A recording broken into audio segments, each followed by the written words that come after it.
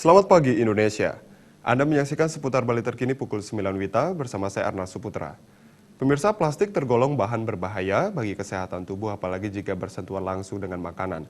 Untuk itu Badan POM selalu mengingatkan masyarakat agar menghindari penggunaan plastik kresek untuk membungkus makanan siap santap.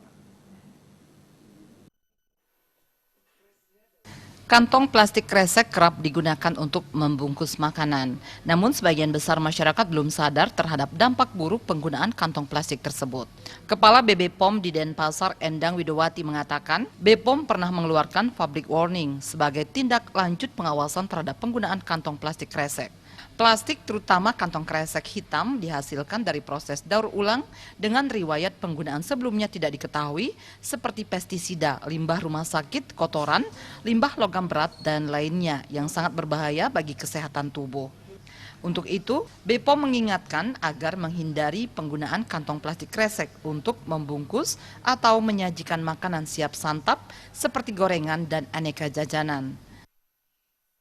Tentunya ditambahkan beberapa zat kimia dan kita tidak tahu asal usul dari plastik daur ulang ini. Nanti makanya jadilah kas kresek hitam, sehingga pada saat nanti digunakan untuk pangan, zat-zat kimia yang ada di plastik ini tentunya dia akan berpindah atau akan migrasi ke pangan, khususnya untuk pangan-pangan yang panas, untuk pangan-pangan yang mengandung bersifat asam ataupun lemak.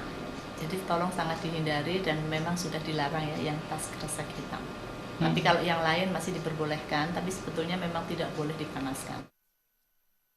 Ditegaskan, selain membahayakan kesehatan tubuh karena bisa menimbulkan kanker, plastik juga dapat mencemari lingkungan. Darmawan, Bali TV. Nantikan seputar Bali terkini 1 jam mendatang. Selamat pagi dan sampai jumpa.